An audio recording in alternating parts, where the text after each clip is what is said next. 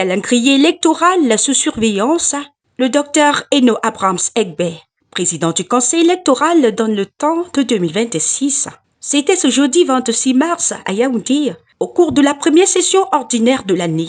Au cœur des travaux, la transparence financière. L'année 2026 est décisive.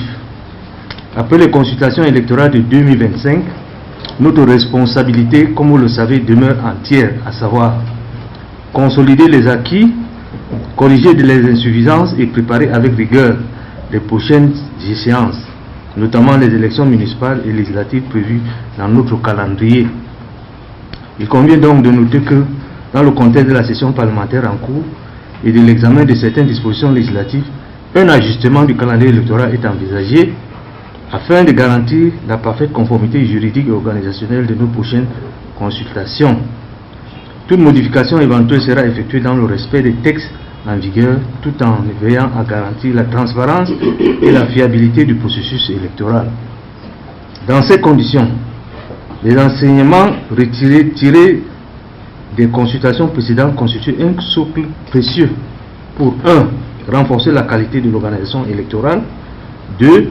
Optimiser la logistique et la formation du personnel et des officiels électoraux, et 3. Stimuler l'engagement citoyen. Nous devons donc maintenir le cap.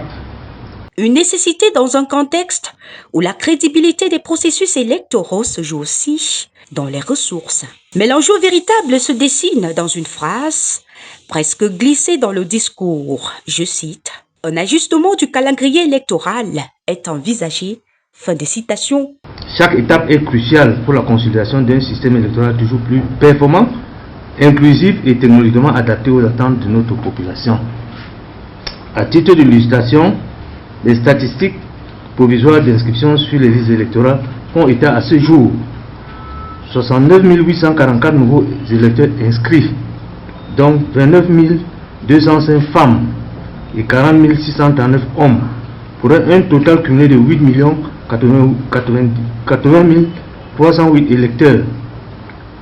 Ces chiffres reflètent une progression encourageante qui traduit la confiance renouvelée des citoyens. Cette dynamique, mesdames et messieurs, doit être soutenue, notamment en direction des jeunes primo-électeurs, des femmes, des personnes en situation de handicap et des groupes socialement vulnérables. C'est une annonce prudente, encadrée juridiquement, mais politiquement lourde de sens, car modifier un calendrier électoral, même pour des raisons techniques, reste toujours un exercice délicat.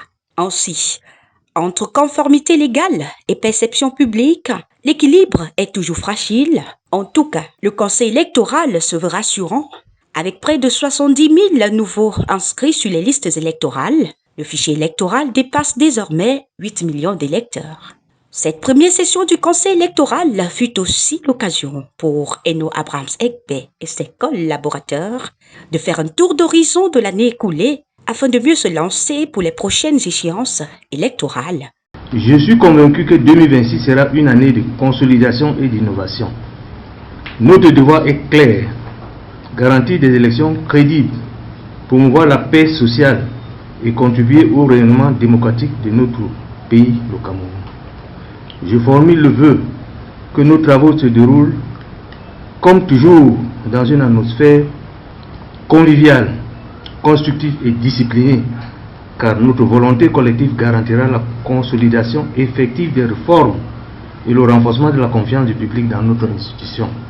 In fine, en 2026, le défi d'Elections Cameroun est clair.